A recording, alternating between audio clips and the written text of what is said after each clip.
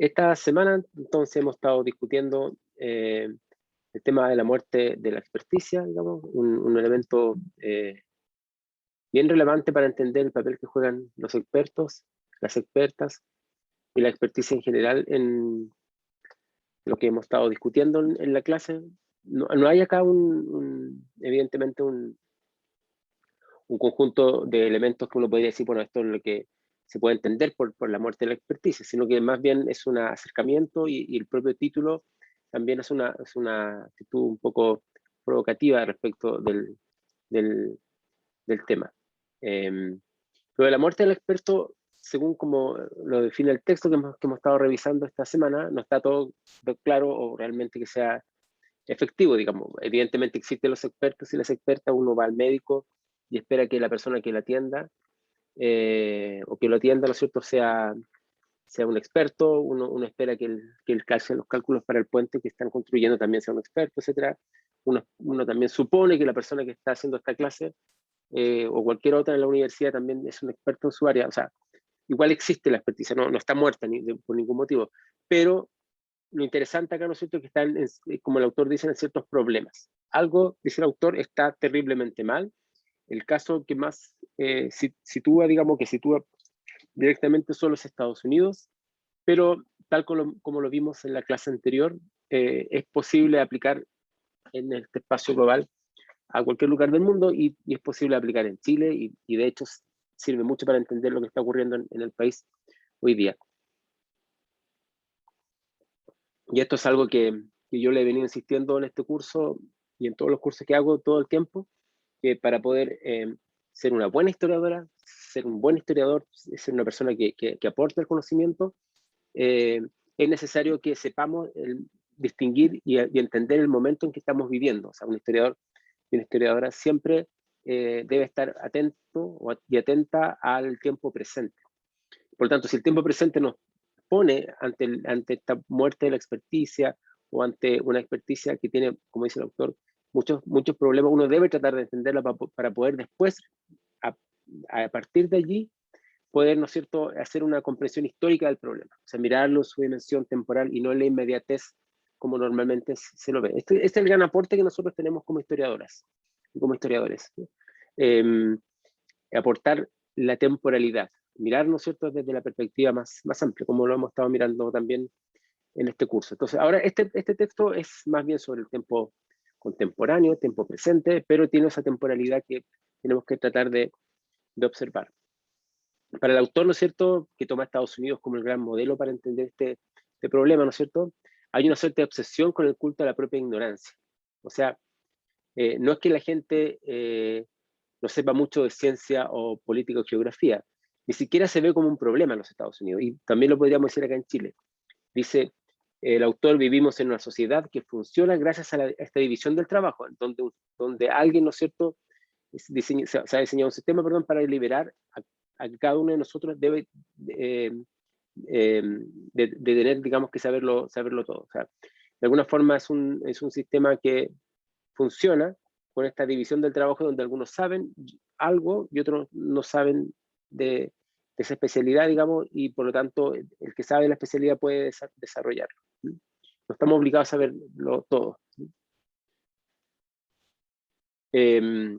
Lo que parece extraño para este autor, ¿no es cierto? Y justamente está un poco el tema, ¿no es cierto? Es que, es que algunos están orgullosos, dice, de no saber las cosas. Es como una suerte de signo de identidad ser ignorante de ciertas cosas. Y se ha transformado en Estados Unidos, según lo que declara este autor. Aquí yo creo que no están así, ¿no? Es una suerte de virtud, una virtud. Y esta virtud uno podría verlo también cuando entiende, ¿no es cierto?, incluso las plataformas de Donald Trump respecto de la ignorancia de ciertos temas, digamos, que se transforman también en una suerte de visión casi idealizada de ellos mismos, una cosa muy curiosa. De alguna forma, este autor pone mucho énfasis en que uno de los grandes problemas que tiene la experticia tiene que ver con los egos. Dice, rechazar el consejo de los expertos es una forma de afirmar la autonomía, una autonomía, ¿no es cierto?, que de alguna forma permite aislar los egos, cada vez más frágil, dice, para evitar que les digan que están equivocados en algo. Y esto ha pasado a ser una suerte de nueva declaración de independencia de los Estados Unidos. Ya no sostenemos que las verdades sean evidentes, sino que todas las verdades son evidentes, incluso las que no son ciertas. Por lo tanto, todas las cosas se pueden conocer y todas las opiniones sobre cualquier tema son tan buenas como cualquier otra. Eso evidentemente daña la raíz misma del concepto de experticia, ¿no? Que está fundado justamente en el hecho que no todas las opiniones son tomadas como iguales, ¿no? Hay opiniones de los expertos que tienen un valor mayor que las opiniones de los que no son expertos.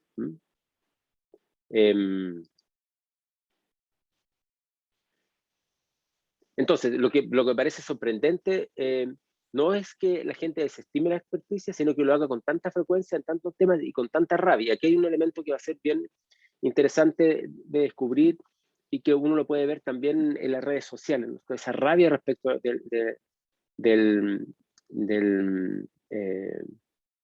experto, ¿no es cierto? Hay ataques a la experticia que son más evidentes, dice tal vez por la ubicuidad de Internet, que nos muestra un mundo, digamos, como si fuera construido a base de nuestras redes sociales, o a la naturaleza indisciplinada de las conversaciones en las redes sociales, donde evidentemente no opera el criterio, digamos, de tipo lógico, sino que más bien emocional, o a las exigencias del ciclo de noticias de 24 horas, que nos está constantemente bombardeando de noticias y de experticias. Este nuevo rechazo a la experticia no trata tanto de la desconfianza o cuestionamiento a la búsqueda de alternativas, es puramente narcisismo para este autor, junto con un desprecio por la experticia como una especie de ejercicio de autorrealización. O sea, rechazar la experticia es afirmar el propio ego. Por eso que el autor habla, ¿no es cierto?, de que esto es más bien es un tema de narcisismo. En lugar de discutir, se supone que los expertos hoy en día, ¿no es cierto?, aceptan unos desacuerdos y en el peor de los casos como una suerte de honesta diferencia de opinión. Se supone que debemos aceptar el desacuerdo, una frase que ahora se utiliza indiscriminadamente como un poco más que un extintor de incendios conversacional, como dice el autor, ¿no es cierto?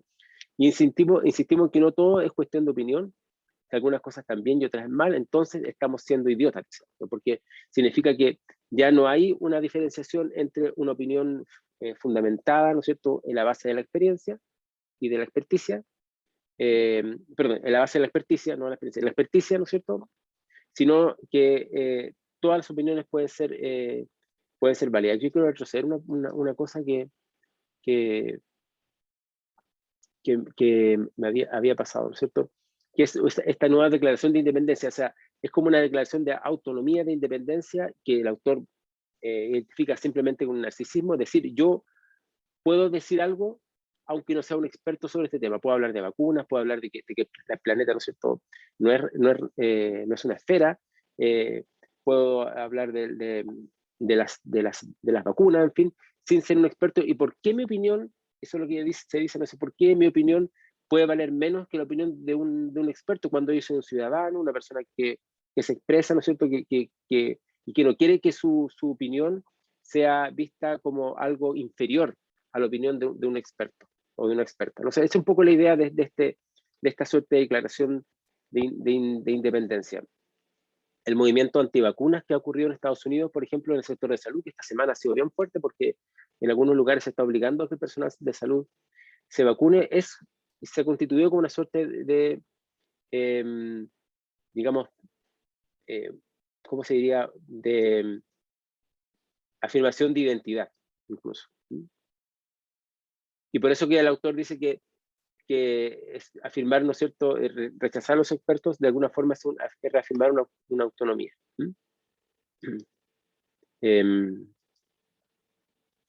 Entonces, no tenemos un sano escepticismo sobre los expertos, por el contrario, lo resentimos activamente, con mucha gente asumiendo que los expertos se equivocan simplemente por el hecho de ser expertos. Bueno, ahí vamos a hacer un paréntesis, porque ahí tenemos que ver también con la otra figura que discutimos en la clase anterior, de cómo los expertos se vinculan con la comunidad. Ya hemos hecho la crítica a este texto diciendo que, o sea, por lo menos fue lo que yo dije en la clase anterior, lo que quise reafirmar, que este texto le da mucho énfasis a los no expertos para entender el problema de la experticia, por lo menos en la introducción, pero vemos que el texto tiene otras cosas también, ¿no? Y por lo tanto, ahora estamos siguiendo el análisis del autor, en este caso, ¿no? Y le estamos dando más énfasis a las que están fuera de la experticia cuando critican la experticia. No estamos viendo tanto al propio experto cuando está vinculándoselo con los no expertos. Si ustedes quieren dar su opinión de lo que estoy hablando ahora, pueden utilizar el chat.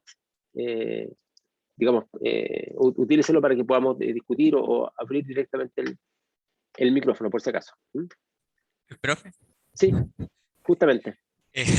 Joaquín. Sí, que igual algo, leí el texto la semana pasada, así que ahora mismo no me acuerdo si el autor hablaba al respecto de esto, pero que muchas veces me da la sensación más que haya un rechazo como explícito a todos los expertos, lo que hay es como una mala selección de expertos a los que seguir. Por ejemplo, el tema esto del antivacunas o así, eh, muchas veces se rechaza ya la opinión de médicos, de epidemiólogos, etcétera, pero se sigue la opinión de otro tipo de expertos que no tienen de alguna forma como la autoridad o el conocimiento para realmente apreciar esto, pero sí hay como el seguimiento de una opinión externa, más que, por lo menos a mí me parece, más que de una, digamos, intuición interna que lo rechace.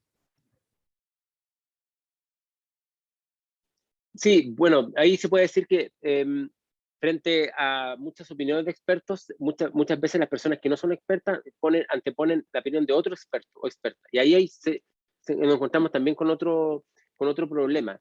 Y tiene que ver con un tema, digamos, que es bien sabido respecto de la ciencia. La ciencia siempre es una actividad controversial, siempre hay controversia dentro de la ciencia y disputa respecto de los enunciados científicos.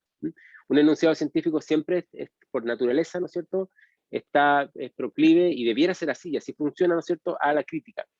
Por lo tanto, una opinión de un científico siempre tiene una opinión contrastada de otro científico. Entonces, como la ciencia funciona de esta manera, muchas personas que son anticiencia se toman de ese hilo para decir, mira, no hay acuerdo en la ciencia. Por ejemplo, el tema de las vacunas.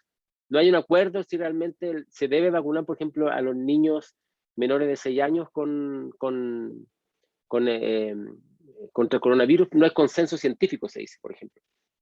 O se dice, mira, yo no voy a vacunar a mi hijo porque he escuchado a algunos expertos que dicen que no es bueno vacunar a los niños, digamos, de menores, o las niñas menores de 6 años. Entonces, eso es un aspecto que se ha estudiado y lo vamos a ver nosotros, no solamente el tema de las vacunas, sino para este curso, sino también el tema del cambio climático, que es evidentemente un factor bien relevante porque, como dije, aprovecha la naturaleza de la ciencia, que es por definición controversial, digamos, de discusión de ideas, donde siempre hay opiniones contrastantes, donde los acuerdos siempre son provisorios, porque uno puede tener un acuerdo sobre algo científico, pero puede cambiar esto a la medida que se encuentran nuevas evidencias. La diferencia está, y eso está en la gran distancia que uno podría encontrar en la posición que está mirando las controversias científicas y aquella posición que está aprovechando esas controversias científicas para un cientificismo, es que toda posición dentro de la ciencia, por más controversial en relación a disputas que sea, está basada en un contenido empírico, está basado en pruebas. Entonces, no es simplemente que alguien entre en una controversia con otro por tener una posición distinta, por afirmar un ego, como es este autor, una suerte de identidad, sino porque está ofreciendo pruebas distintas, pruebas. Y nosotros en historia, todo lo que trabajamos también, ¿no? Ustedes lo saben muy bien, como historiadoras y como historiadores, está basado en pruebas, es totalmente empírico. Uno no afirma de que una sociedad es de una manera u otra simplemente porque tiene una intuición, sino que porque aunque la pueda tener, ¿no es cierto?, sino porque está ofreciendo pruebas al respecto que en un marco analítico determinado, ¿no es cierto?, bajo ciertos, diría Kuhn, paradigmas, también, ¿no es cierto?, en relación a lo que se entiende por la prueba y también por la evidencia, ¿no es cierto?, uno podría discutirlo. Entonces, eso ocurre un poco, no sé si respondo un poco lo que decía Joaquín, pero eso un poco, yo creo yo que es el problema que podemos enfrentar acá, ¿no? Bien. Vamos entonces a retomar esta cosa, ¿no es cierto?, de esta posición anti-ciencia y anti-experticia. Muchos, ¿no es cierto?, instruyen a los médicos sobre qué medicamentos se necesitan, o se insiste, ¿no es cierto?, en que los profesores, o sea, insistimos, dice, lo ponen en tercera persona, insistimos a los profesores en que las respuestas de nuestros hijos en un examen son correctas, aunque estén equivocadas. Entonces, no solo todo el mundo es tan inteligente como los demás, sino que todos pensamos que somos más inteligentes, que somos los más inteligentes del mundo. Y por eso es que el autor habla todo el tiempo de que, en el fondo, el problema de la experticia, por lo menos en los Estados Unidos, visto desde fuera de las experticias, no de los expertos, tiene que ver con un tema de narcisismo, de no aceptar que uno no es tan inteligente como otro. O sea, de por qué aceptar que una opinión sea más valorada cuando uno también es tan inteligente como un experto en un tema. ¿Sí? Y esto se da muy, muy común en quienes hacen clases en los colegios, se está dando cada vez más fuerte, y incluso podría decirse que está traspasado el sistema universitario en Chile, de que profesores son cuestionados en sus conocimientos. Por ejemplo, un ingeniero papá, digamos, o ingeniera, le discute a la profesora o el profesor de matemáticas. Un médico le discute a la profesora de biología. Como si uno podría pensar que eso tendría que ver con un conocimiento experto, pero muchas veces pasa que personas que no tienen formación ni en matemáticas, ni en biología, o en cualquier área, ¿no es cierto?, también le discuten a la profesora, y cuando los hijos son mal evaluados, o las hijas, se asume, ¿no es cierto?, que es simplemente un error, una persecución, digamos, y se cuestiona, muchas veces se cuestiona, ¿no es cierto?, el conocimiento experto también de los profesores y las profesoras en los colegios. ¿Sí? Y yo también, en la universidad esto ha ocurrido más, de forma mucho más aislada, o tal vez ocurre y yo no me doy cuenta, eso es peor todavía, porque todavía el sistema universitario arrastra ¿cómo se diría? Una matriz jerárquica y asociada a los títulos y a los grados, que es distinta a los colegios. Yo creo que eso un poco influye. Claro, mal que mal, las profesoras y los profesores universitarios tienen grado de doctor, tenemos grado de doctor, en fin, y eso también un poco puede ser visto de otra manera, pero lo interesante acá no es que uno, de forma escéptica, ¿no es cierto?, contraste un enunciado de alguien que es experto, sino que, y eso es lo que el autor dice, ¿no es cierto?, no es simplemente un escepticismo, que es algo muy importante, ¿no?, y es fundamental para la ciencia, sino, ¿no es cierto?, el hecho de que se crea que los expertos se equivocan solamente por el hecho de ser expertos, y porque finalmente, ¿no es cierto?, las personas se sienten las más inteligentes del mundo, y por tanto no pueden aceptar que alguien les pueda decir o les pueda enseñar algo. Eso es un poco lo que el autor dice.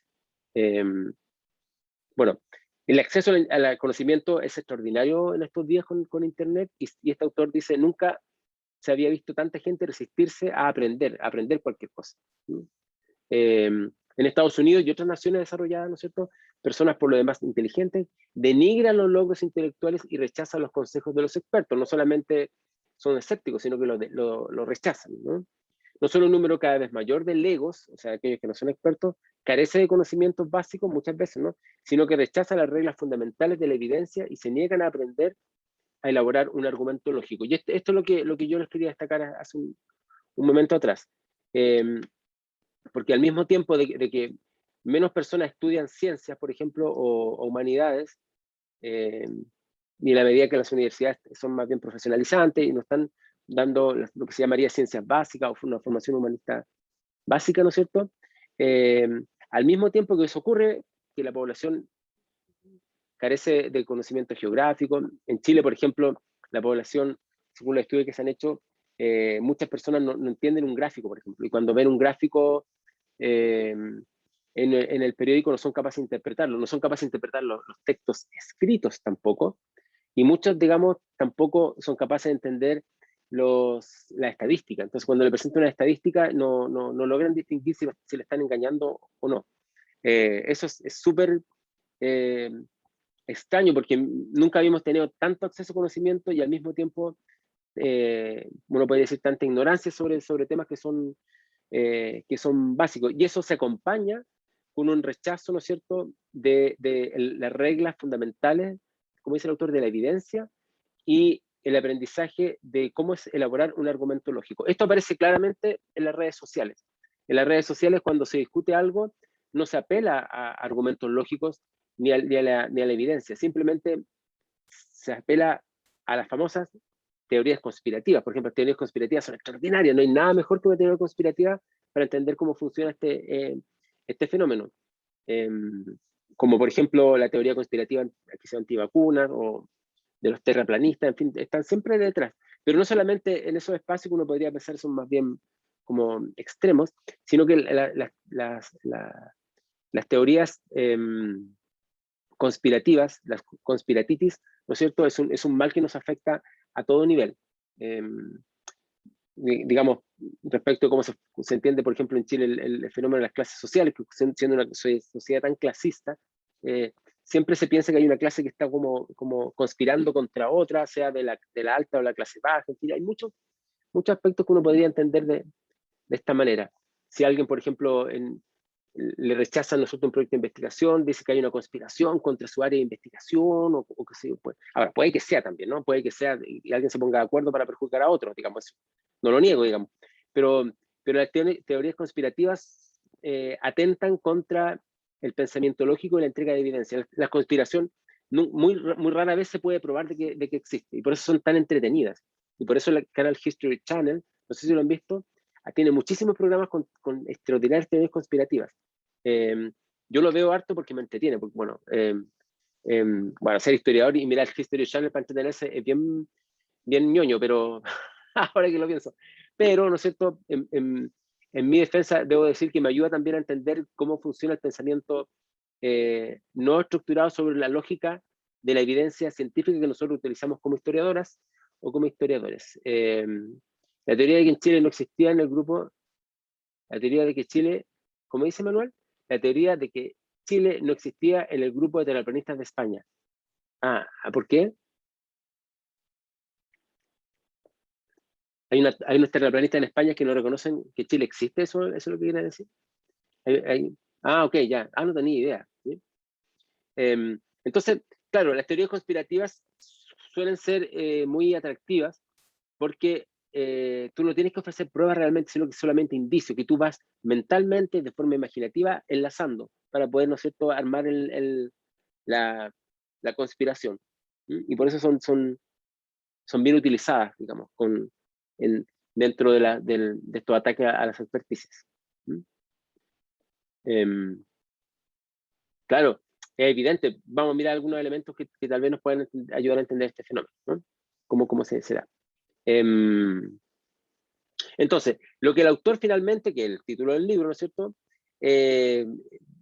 sostiene, ¿no es cierto?, es que todo esto, ¿no es cierto?, finalmente termina por la muerte del ideal de la experticia. Por lo tanto, uno no podría pensar, como el libro dice, que es the death of expertise, digamos, sino que es la muerte del ideal de la experticia, no la muerte del experto o del experto o de la experticia en sí misma.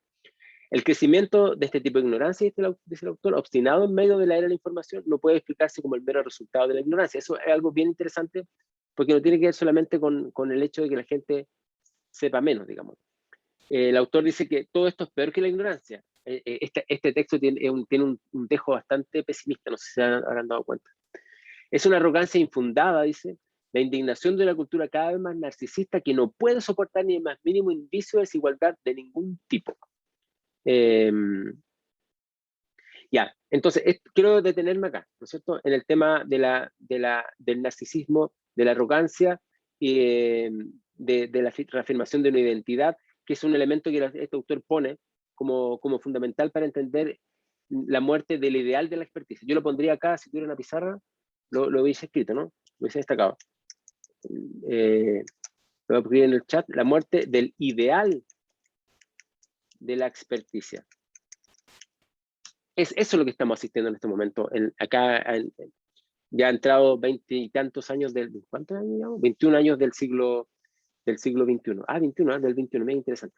Capaz que eso nos diga algo a propósito de las conspiraciones. Quizás estamos asistiendo a un tiempo medio extraño, ¿sí? Conspirativamente hablando. ¿Será algo buena conspiración pensar eso? Ahora que lo pienso, que lo creo, que lo digo, perdón. Entonces, tenemos que, por estar pensando tonteras, se me fue la idea. La muerte del ideal de la experticia, ¿no es cierto? Tiene que ver justamente con este afán narcisista de nuestra cultura, ¿m? Que no acepta el más mínimo indicio de desigualdad. Ya, ok, digamos una cosa, digamos que la igualdad se ha transformado en el gran horizonte de nuestra cultura, de nuestra civilización, cosa que me parece personalmente bastante positivo. Igualdad de género, igualdad entre las clases sociales, igualdad entre, no sé, la gente que vive en los países industrializados y los que somos de países más pobres, igualdad entre los indígenas o gente de origen, digamos, de los pueblos aborígenes, personas que son, digamos, que han llegado, en fin, o que han llegado, digamos, de hace poco al país como inmigrantes, que han llegado, da lo mismo, ¿no? Ok, esa igualdad está es parte del nuestro, digamos, de nuestro ideal de cultura, de sociedad. Eso está súper bien, porque debiera funcionar así, eso no. Yo creo que nadie podría estar en contra de eso. El tema es que esa igualdad se ha traspasado el tema al fenómeno del propio conocimiento. Por lo tanto, una persona que no tiene conocimiento eh, se plantea como una suerte de problema de desigualdad cuando de alguna manera, no se le toma en cuenta por tener menores estudios que otra persona, ¿no es cierto?, que ha tenido esa posibilidad. Miremos ahora, por ejemplo, a mí me pareció muy interesante, y esto podría ser un tema de su propio trabajo, cómo se ha articulado el tema de los expertos y las expertas, yo lo he mencionado varias veces porque es un súper tema, del retiro del 10% de la AFP. Yo escuchaba, como les contaba la clase anterior, una diputada, o diputada, ya no me acuerdo quién era, pero que decía, los expertos están diciendo que del cuarto retiro del 10% de la AFP solo va a favorecer a los grupos más privilegiados, porque los otros grupos ya han retirado sus fondos, digamos. Y por eso es que se pensaba, ¿no es cierto?, que había que ponerle impuestos al cuarto retiro del 10%. Y esa persona dice, pero yo he conversado con gente que me dice que efectivamente no son millonarios, no son ricos, pero necesitan ese dinero para hacer ciertas inversiones o para pagar deudas o porque perdieron el trabajo por culpa de la pandemia. Eh, y entonces lo que ellos dicen, los expertos no tienen calle. Dice, yo tengo calle, como dicen ellos, ¿no? O ella, como diputada o diputado tengo calle, voy a la feria, veo a la gente, me mandan, qué sé yo, mails, tengo una página de WhatsApp, qué sé yo, con las personas, páginas, no, cuenta. Eh, entonces, ¿qué es lo que está diciendo en el fondo esa persona? Dice, ellos son parte de una elite, los expertos y las expertas, y yo, diputado, veo al pueblo que va a mí y me cuenta sus problemas, ¿ok? Pero eso es justamente no gobernar en base a la tecnocracia. Todo lo contrario, ¿no? Porque la tecnocracia dice, yo no puedo saber lo que está ocurriendo como político o política, como diputado o diputada, porque el hecho que alguien me venga a contar algo, ¿no es cierto?, es algo meramente, en términos estadísticos, anecdótico. Anecdótico no es en el sentido mal de la palabra, ¿no? Porque no es algo que vaya a tener, ¿no es cierto?, que puede tener una relevancia en términos, por ejemplo, del conjunto de la población. Entonces, lo único que permite mirar al conjunto de la población son estudios, ¿no? Estudios que pueden hacer otros. Entonces, si una persona me dice tal cosa, es completamente anecdótico. Yo lo contaba la vez pasada, creo que esto ya lo dije, ya ahora que me acuerdo. Capaz que vea las grabaciones y me doy cuenta que estaba hablando lo mismo todo el rato, pero es como decir, los expertos dicen que tenemos que usar mascarilla o máscara para, ¿no es cierto?, protegernos del coronavirus. Pero yo conozco a varias personas, ¿no es cierto?, que no usan mascarilla y nunca se han contagiado. Entonces, claro, Entonces, por esa cosa anecdótica de supuestamente conocer a personas que nunca se han contagiado, duda del conocimiento de los expertos, o puede decir, yo tengo mi propio conocimiento y mi propia forma de ver las cosas. Entonces, es un súper tema para entender cómo funcionan las experticias. Manuel pone, dice, ¿lo puedo leer, Manuel, porque me lo mandaste a mí, no?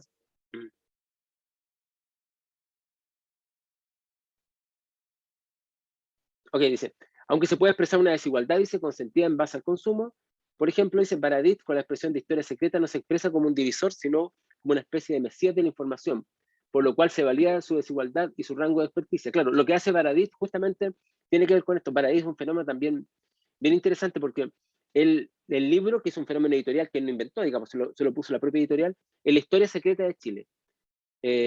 O sea, han habido hechos y sucesos de la historia que los historiadores, los expertos y las historiadoras no nos han querido contar, porque son parte de una élite, porque están coludidos con los grandes poderes fácticos de este país, por los motivos que sea, y él como una suerte una suerte de Robin Hood del conocimiento histórico, ¿no es cierto?, trae ese conocimiento y lo pone a disposición con un lenguaje, digamos, además, eh, muy, digamos, directo, ¿no es cierto?, lo trae, ¿no es cierto?, al público general.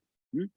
Entonces, ahí también asistimos a una teoría conspirativa, porque en el fondo lo que dice Baradit es que había una conspiración de las historiadoras y de los historiadores para ocultar lo que realmente ha ocurrido con la historia de Chile. Y él, ¿no es cierto?, lo pone a disposición de la población. Ese es su gran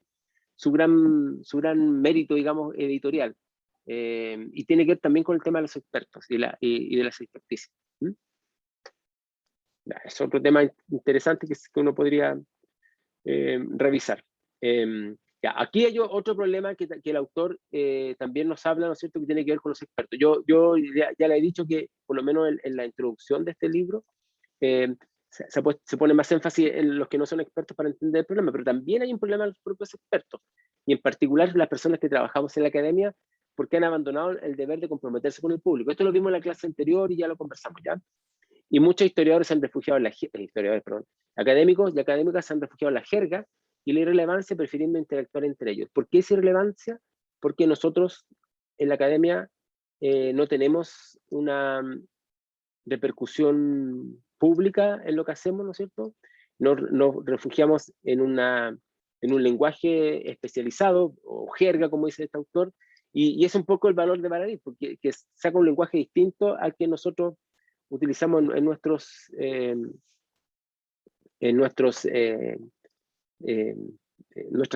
publicaciones, nuestros trabajos. Y esto de la relevancia es bien triste, porque significa que todo ese conocimiento acumulado, ¿no es cierto?, con proyectos de investigación, con trabajo de ayudantes, con muchísimos ayudantes que trabajamos en los archivos, que revisamos cientos y cientos de papers, artículos, capítulos de un libro y libros, ¿no es cierto?, para llegar a un conocimiento, queda, ¿no es cierto?, en el público especializado, ¿no es cierto?, queda en un público cada vez más pequeño. Y mientras más, yo lo he comentado varias veces, ¿no es cierto?, mientras más experto o experta uno es o una es, ¿no es cierto?, más pequeño se hace el grupo. O sea, más pequeños es el espacio en el cual uno se puede mover. ¿Mm? Y es, por supuesto, un tremendo problema. Bien, nuevamente, ¿no es cierto? Acá se recalca que la muerte de la experticia no es la muerte de los expertos en sí mismos, sino que, como habíamos mencionado, ¿no es cierto? Y yo lo noté en el chat, es la muerte del ideal de la experticia.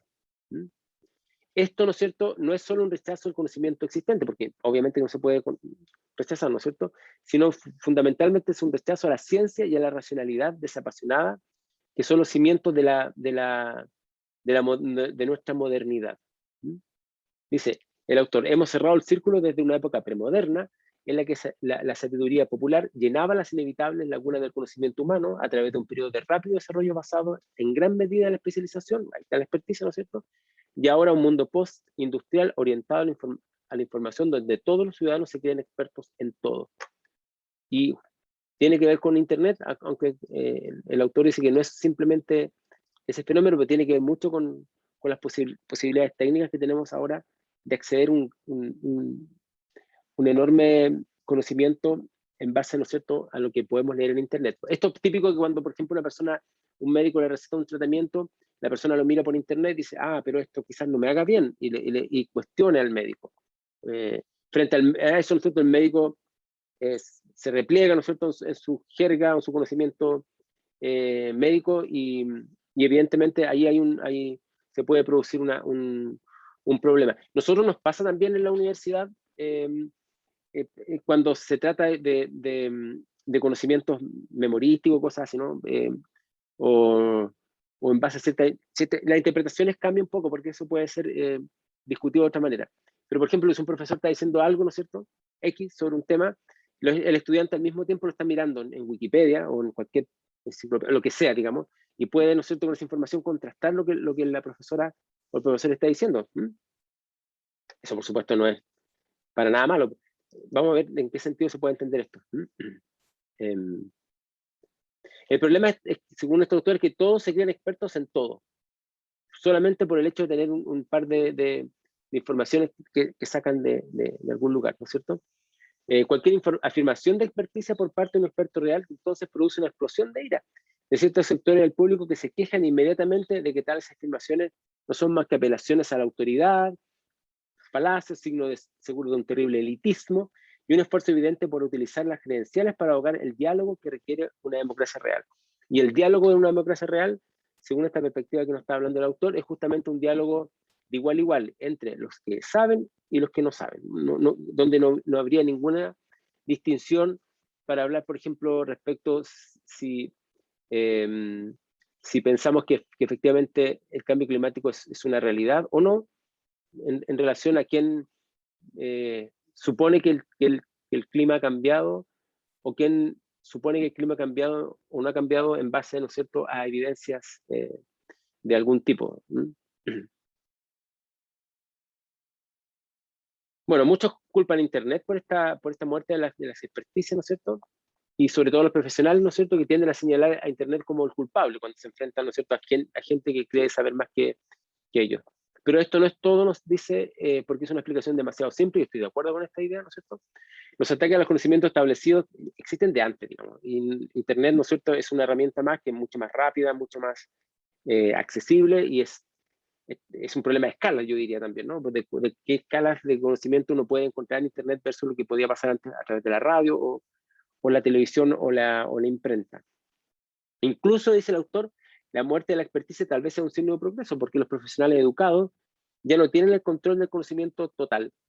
Y dice el autor, los secretos de la vida ya no se esconden en gigantescos mausoleos de mármol o las grandes bibliotecas del mundo, cuyas salas intimidan incluso a las relativamente pocas personas que pueden visitarlas. O sea, en el fondo lo que quiere decir es que en lo que podemos hablar de la muerte de la experticia, podría ser un signo positivo de que el monopolio, lo que hablaba el Bourdieu, ¿no es cierto?, en el texto que vimos, el monopolio de la verdad y el manejo de la verdad, ¿no es cierto?, ya no está reducido solamente a un círculo de expertos, ¿no?, o de expertas, sino que de alguna forma está siendo bombardeado por personas que están fuera de la experticia, gracias a todas estas posibilidades técnicas que nos ofrece el conocimiento, ¿no es cierto?, que nos da la red de redes, digamos, que uno puede conectarse y llegar, ¿no es cierto?, a un conjunto de conocimientos que antes habría sido muy difícil de alcanzar si uno no iba a una biblioteca, en fin.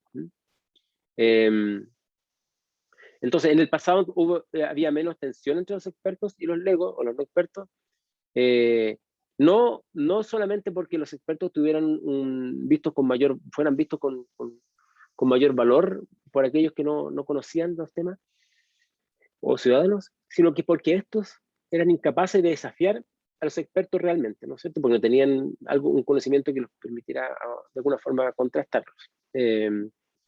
Por otro lado, en la época anterior a la difusión masiva de la información, había pocos lugares públicos en los que se pudiera plantear estas cuestiones. O sea, es la típica digamos, frase que decía, ¿no es cierto?, de Humberto Eco, sí, de Humberto Eco, que decía que antes, bueno, lo hizo de una manera un poco fea, ¿no? Lo dijo de una manera un poco fea. Antes el idiota del pueblo era escuchado en el bar, digamos. Ahora el idiota del pueblo tiene una capacidad a través de las redes sociales de expandirse globalmente, digamos, sus visiones de mundo, bueno, mirando un poco esto de forma despectiva, que no puedo bueno verlo así, pero es una opinión, digamos, eso es lo que de Humberto Eco, que de alguna forma mira cómo los expertos y los intelectuales se refugian un poco en su conocimiento. La participación en la vida política, intelectual y científica estaba mucho más limitada en ese momento, ¿no es cierto? Y estaba dirigido por un pequeño círculo de hombres educados, y digo hombres porque eran en su mayoría hombres. Había una época, ¿no es cierto?, en la que la mayoría de la gente no terminaba la escuela secundaria, muy pocos iban a la universidad, y una pequeña fracción de la población accedía a las profesiones. Entonces, ahí estaba el monopolio de la verdad, de un cierto grupo, ¿no es cierto? En Chile, hasta antes, ¿no es cierto?, del golpe, los que iban a la universidad era un grupo muy pequeño, representaba un porcentaje, muchas veces no más del 5 o el 10% de la población que podía eventualmente ir a la universidad, y como las universidades eran gratuitas, eran financiadas por todo el resto de la población, que a través de su impuesto, que probablemente era la población más pobre, digamos. Entonces, en el fondo, ocurría ese fenómeno también, que uno tiene que considerarlo cuando piensa el sistema universitario anterior al que tenemos hoy día, también es un tema. Ahora, el último medio siglo, esto ha cambiado notablemente y se acabó por derribar las viejas barreras entre los ciudadanos sin educación y los expertos de la élite. Y esto es lo que estamos viviendo hoy día. Y este resultado no ha sido un mayor respeto por el conocimiento, sino el crecimiento, dice el autor, de una convicción irracional entre los estadounidenses, en este caso, de que todos son tan inteligentes como los demás, por lo tanto, vale la opinión de una persona tanto como la opinión de otra. Bien, entonces, para resumir ya lo que hemos visto desde la clase anterior, yo pondría algunos elementos. Primero, ¿no es cierto?, que la experticia no ha muerto, sino que muere el ideal de la experticia. Segundo, que se produce una separación entre, ¿no es cierto?, aquellos que manejan una experticia, que monopolizan el conocimiento y el saber, y aquellos que no lo tienen. Entonces, los que están dentro, como monopolizan el saber, no tienen muchas veces el interés de validarse socialmente, porque creen que por el hecho de tener conocimiento, de haber estudiado, en fin, de tener logros académicos principalmente, ¿no es cierto?, ya los valida en sí mismos, no necesitan mayor validación que la que le dan sus pares, sus pares académicos, ¿no es cierto? Y uno obtiene valoración en la academia cuando publica un artículo, cuando se gana un proyecto, cuando alcanza una cátedra universitaria. Entonces, ya con ese elemento asociado a esta validación, no importaría una validación, ¿no es cierto?, por fuera. Por otro lado, los legos y los no expertos miran a los expertos como una elite, como un grupo de poder, como un grupo, ¿no es cierto?, que no conoce el mundo, comillas, real, y que se refugia en sus tablas Excel, se refugia en sus títulos y grados, sus posgrados en el extranjero, qué sé yo, ¿no es cierto?, para reafirmar un poder, y lo que termina siendo es una desigualdad, según lo que dice este autor, entre personas que no pueden decir su opinión porque son vistas como una opinión, digamos, de menor valor que la opinión que puede dar un experto o una experta sobre un tema. Y lo que el autor nos dice, que esto no es más que un narcisismo de aquellas personas que no logran, digamos, aceptar que no son las más inteligentes del mundo, a pesar de que sí se lo creen, según dice este autor, o que no logran aceptar, o que miran, ¿no es cierto?, la experticia y la no experticia como una desigualdad. Por lo tanto, la opinión de una persona, aunque no sea experta, tiene tanto valor de aquella persona que es experta, por lo tanto está como al mismo nivel.